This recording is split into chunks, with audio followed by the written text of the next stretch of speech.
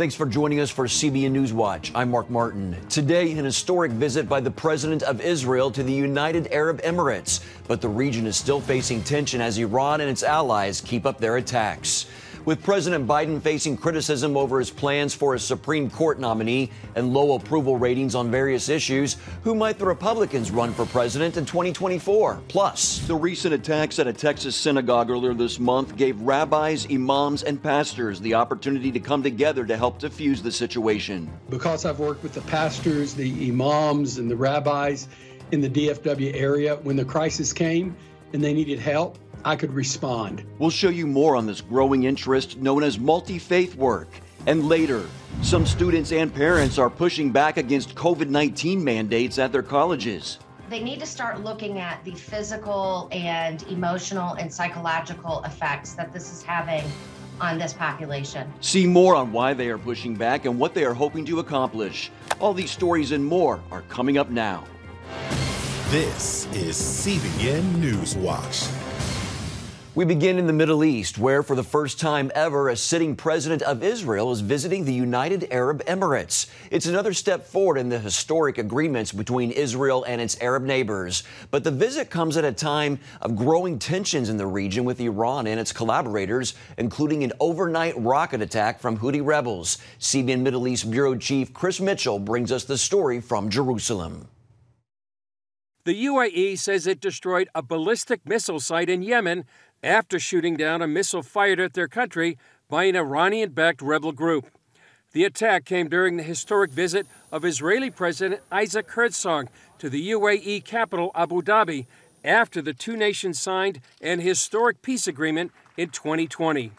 We are two successful nations who basically started with very little in our hands, developed our land into a successful paradise, and this sends a message to the entire region that there is an alternative for peace and living together, and that the sons and daughters of Abraham can reside and dwell together in peaceful coexistence. Crown Prince Sheikh Mohammed bin Zayed thanked Herzog for Israel's support after the two recent missile attacks by the Houthi rebels. It's a stance that demonstrates our common view of the threats to regional stability and peace, particularly those posed by militias and terrorist forces, as well as our shared understanding of the importance of taking a firm stance against them. Dr. Najat Al-Sayed of the American University in Dubai said the timing of the visit demonstrates that the new relationships between Israel and its Arab neighbors will stand up to threats by Iran's proxies in the region. We're going to support the warm peace, which is the main kind of peace that kills the hostile and extremist ideologies. Israeli Reserve Brigadier General Yossi Kupferwasser said it also comes in the context of the U.S. pulling back in the region and developments with Iran. Coming to the UAE in a time like that, when the fate of the Iranian nuclear project is going to be determined, is very important for Israel, and to show that we are there together with the United Arab Emirates facing this radical threat. It's very important strategically. The U.S. State Department condemned the attack. Spokesman Ned Price tweeting, while Israel's president is visiting the UAE to build bridges and promote stability across the region, the Houthis continue to launch attacks that threaten civilians. Meanwhile, the rebels threaten more attacks. The Yemeni armed forces confirmed that the UAE enemy state will remain unsafe as long as the tools of the Israeli enemy remain in Abu Dhabi and Dubai, launching aggression against our dear country. Despite the attack, President Herzog continued his trip as planned. Both Israel and the UAE pledge they won't let Iran stand in their way from creating a new Middle East. To maintain the strong and growing alliance in the region, it will need the help of the U.S. Chris Mitchell, CBN News, Jerusalem. Here at home, President Biden is facing criticism from some in the Senate and from the public on his handling of his nomination for the Supreme Court after he said he would fulfill a campaign promise to nominate a black woman. An ABC News-Ipsos poll found that the public strongly disagrees with doing that without reviewing all of the qualified candidates regardless of their background. 76% want the president to consider all possible nominees, while only 23% want him to simply follow through on his campaign promise. Republican Senator Susan Collins of Maine, a moderate, said on ABC's This Week that she is open to whomever the president wants to nominate, but she criticized the president's handling of the process. I would welcome the appointment of a black female to the court. I believe that diversity benefits the Supreme Court, but the way that the president has handled this nomination has been clumsy at best. It adds to the further perception that the court is a political institution like Congress when it is not supposed to be. That ABC poll also gave the president low marks on his handling of multiple other issues, including inflation, crime, the economy, and more. With the president looking vulnerable right now, who are the Republicans looking to possibly nominate in 2024? The party has a deep bench of possible candidates. At this point, the most popular by far is Donald Trump. If the former president announces that he will run, it will make an indelible impact on the GOP race. CBN chief political analyst David Brody explains. It comes as no surprise that most of the 2024 conversation centers on Donald Trump. He's been strongly hinting at another run for president. He certainly sounded like a contender when I spoke to him a few months ago. Again. MAGA Nation wants you to run again. I know you get it asked all the time. Let me ask it a different way. What will make you not run in 2024? In other words, what would be a reason not to run? I guess a bad call from a doctor or something, right? You know, you get that call and say, hey, sir, how you doing? Come on down here and see us because we got a bad report, right? I pray for my president. Through God, they happen.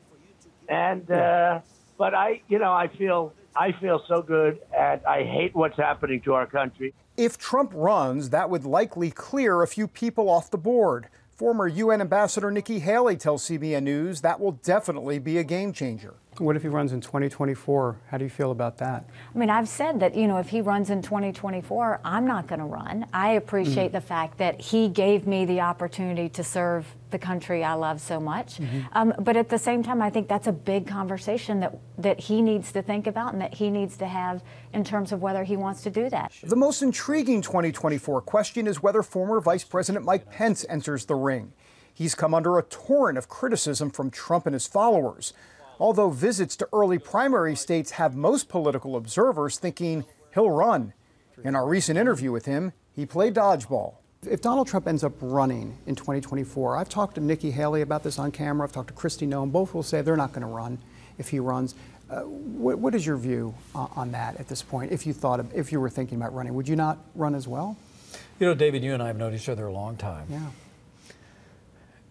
And I will tell you that for right now, my focus is entirely on doing everything in my power to support the conservative cause and win back the Congress and state houses all across this country in 2022.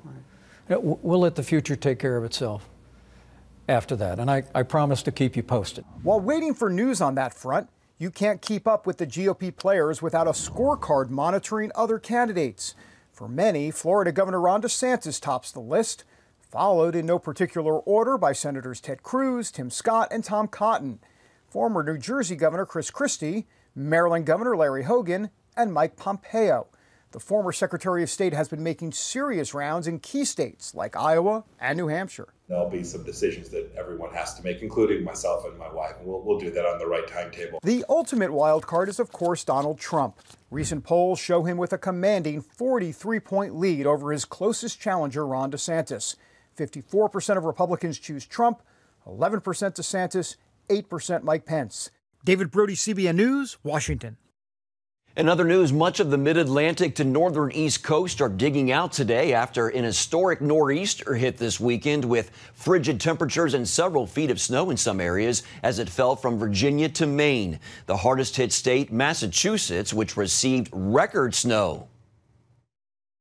This was officially designated a blizzard by the National Weather Service, and we reached a total of 23.8 inches of snow.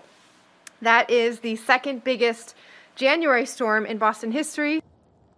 Wow. South of Boston, one community saw 30 inches. Some coastal areas flooded. This house encased in snow. Boat marinas seen in these aerial shots froze over and wind gusts reached 99 miles an hour at one Cape Cod community. The weather also proved deadly with 4 storm-related deaths on Long Island, New York. 3 were older men out shoveling snow.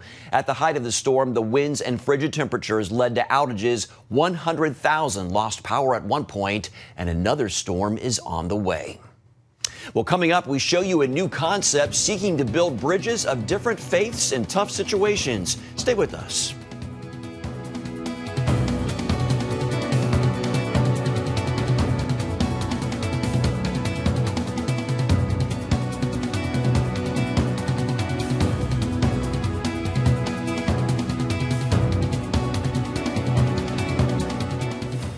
Welcome back. After a recent attack on a Texas synagogue, there's growing interest in what's known as multi-faith work. It's a relatively new concept that seeks to build bridges among different faiths by working together on humanitarian projects to help communities flourish. Earlier this month in Fort Worth, while a gunman took a rabbi and 3 others hostage, multi-faith leaders met to help defuse the standoff. The group included rabbis, imams, and pastors. Senior National Affairs correspondent Heather Sells spoke with Pastor Bob Roberts, who was one of those who helped lead the efforts behind the scenes. We're joined now by Pastor Bob Roberts, who founded Northwood Church in Dallas-Fort Worth and also the Multi-Faith Neighbors Network. Pastor Bob, thanks so much for joining us. Thanks for having me, Heather. Pastor Bob, tell us, how did your years of multi-faith work lead you to get involved with the hostage situation recently at the synagogue? Really one way, Heather. I had relationships. Because I've worked with the pastors, the imams, and the rabbis in the DFW area, when the crisis came and they needed help, I could respond. And so it was basically purely because of the relationships and because of the work that we do around the world in tough spots like Pakistan and Nigeria and Uzbekistan and Sudan. I'm sorry to say I was used to dealing with people that could be hard to deal with. And so I knew immediately when I heard at first they thought it was a Palestinian extremist, I knew immediately I needed to call a Palestinian imam. And I'm very close friends with one. And so I get on the phone and I call him, and he's already over there, but there's no way that he probably could have gotten in the facility where they were staging the area. So I got on the phone and called the Keller City manager, who connected me with the chief of police, who I also knew, who then connected with the Collier mayor and the city manager and the police chief. And I explained to them that this man could de-escalate the situation like no one else. And so it enabled us to get him in the room with us, and we were able to work scenarios. At the same time, the rabbi's family was there in the room, so we were with them, giving them comfort. It was all about relationships. Yeah, sounds like you were able to network very quickly. How would you describe the mood in that room as you have rabbis, imams, pastors all together in this really tense situation? Say 2 words. Number 1, heaviness. I mean, is Charlie going to be killed? How do we comfort his wife? How do we bring the tension down in the community if that happens? So there's a sense of heaviness. But I've got to also say another word was camaraderie, a sense of we're all working together to de-escalate the situation. And so what was fascinating, Heather, it wasn't just a bunch of Jews that were in the room. There was Azar Aziz, one of the most prominent Islamic leaders in America, who's here in the Metroplex, Omar Suleiman. You've got Dr. Reeder. You've got Andrew Paley, a rabbi. You've got another rabbi, and so myself and the Catholic priest. Who would have thought a multi-faith group like that would be involved in that situation? But those are Charlie's relationships. He built all of those over the year. That's really incredible to hear about. I do want to ask you, I know you're organizing a multi-faith conference in Dallas-Fort Worth in March, and I understand that interest in that has skyrocketed. Do you think the synagogue attack and what was happening behind the scenes prompted this increased interest? No doubt about it. I mean, we've been talking for a long time. We've got to build the bridges. And I'm evangelical, so I'm in the majority. And so a lot of times in the majority, we think, well, we can just take care of ourselves. But the reality is, when we stand up for the minority, it helps Christian minorities around the world. And so Dr. Mohammed Al-Alisa, president of the Muslim World League, one of the top Islamic leaders in the world, has never been to an evangelical church. He wrote a Mecca declaration that promotes religious freedom and tolerance. He's going to come and share it at our church. There'll be Jews, Muslims, some of the most prominent Christians, Christine Caine, David Beasley of the World Food Program, the president of the National Association of Evangelicals. We're all coming together and saying, we've got to work to bring the tension down around the world. So we'd encourage you to come. It's free, but you have to register. We're taking security very serious, and no one will be able to just walk up and get in. Well, that absolutely makes sense. Pastor Bob Roberts with the Multi-Faith Neighbors Network, thanks for your time. Thank you, Heather. Still ahead, see why some students are pushing back against COVID-19 mandates at their colleges. That's coming up next on CBN NewsWatch.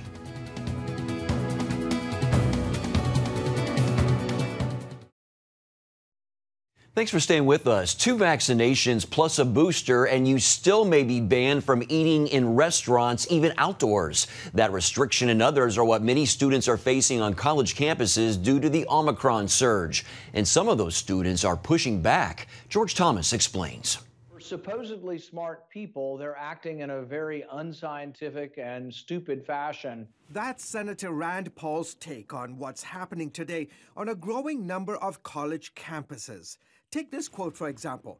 Forget making college memories at Yale. They want to control every aspect of your life, even after 2 vaccine doses and booster, LOL, wrote Blair Cooper on the Yale Daily News' Facebook page after the university announced this month that it's banning students from eating at local restaurants, even outdoors, to try and cut COVID numbers. At Princeton, fully vaccinated students were told in December they couldn't even leave the county unless they were on a sports team. And at Johns Hopkins University, students are required to be triple vaxxed, wear N95s or double mask, and test twice weekly. Dr. Marty McCary, a Johns Hopkins surgeon and professor, weighed in, writing, "At these institutions of higher learning and thousands more, science is supposedly held in the highest esteem. So where is the scientific support for masking outdoors? Where is the scientific support for constantly testing fully vaccinated young people? Where is the support for the confinement of asymptomatic young people who test positive for a virus to which they are already immune on a campus of other immune people? The data simply do not justify any of it." Senator Paul couldn't agree more. I think the mask mandates are wrong-headed and unscientific, but also these draconian things that they're asking of students. I think it's unfair to the students. But really, parents need to wake up. Quit sending your kids to Yale and Princeton if they are a bunch of authoritarians. As Omicron continues to surge and universities double down on COVID restrictions, Senator Paul and others say the science simply isn't there to justify the restrictions. Under 18, the death rate's about 1 in a million. And above age 80, it's about 1,000 times that. It's ridiculous to apply the same precautions that we are prescribing for the elderly to the young. The latest CDC numbers show more than 2,100 people between the ages of 15 to 24 died of COVID in the last 12 months, while 1,900 people died of pneumonia in the same age group. Those age groups, it's less deadly than the seasonal flu.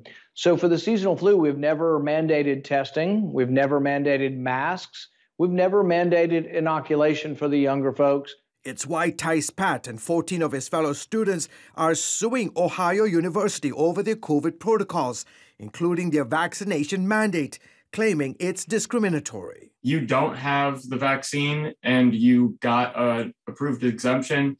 You're required to test weekly. You're required to do things that other people that did get the vaccine aren't required to do, and that's illegal under Ohio law. Pat argues that OU's rules violate both state law and the Ohio Constitution by not allowing students to exercise their consent to medical treatment. The best thing we can do for students is give them the choice. Putting these blanket orders over everybody and saying everybody has to wear a mask, get a vaccine, and take a test, and that's the only way to beat COVID, is anti-science and honestly dangerous. Warner Mendenhall, Tice's lawyer, has filed similar lawsuits against other Ohio universities. His clients have described to him what happens when students test positive on some campuses. Whether or not they're symptomatic, if they test positive on the test, their key cards are shut off.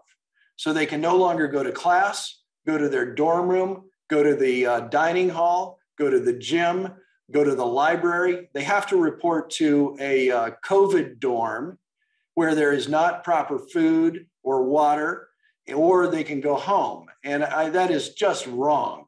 Molly Noble, a parent of an OU student, has joined the class action lawsuit. They need to start looking at the physical and emotional and psychological effects that this is having on this population. Surveys show the pandemic continues to have a major impact on students' mental health. Society is impacted by this pandemic, and we don't yet know the total outcomes of what this is going to do for any generation. Mendenhall says it's time for the country to prepare for a potential new reality, that the virus is here to stay, and that campuses should also rethink its battle lines going forward. It is not a controllable thing.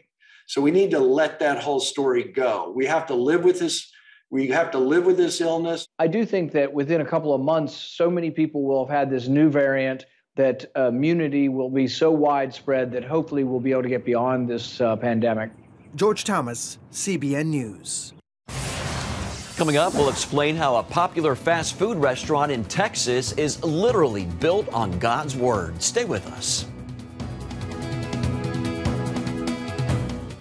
A new Chick-fil-A in Texas was literally built on God's word. Franchise owners David and Holley Snow wanted to focus on their restaurant as being a place that would glorify God and bless people. The Snows couldn't be there for the groundbreaking of the construction due to the birth of their second child named Winter. So they put together an action plan by having their 4-year-old son Montgomery place a Bible open to Joshua chapter 1 verse 9 and place it in the foundation during construction. And you can read more on this story by going to CBNnews.com. Good for them. And that's going to do it for this edition of CBN News Watch. Remember, you can find more of our news programs on the CBN News channel anytime or online with CBNnews.com. Also, tell us what you think about the stories you've seen by emailing newswatch@cbn.com or talk to us on Facebook, Twitter, and Instagram. Hope you'll join us next time. Have a great day.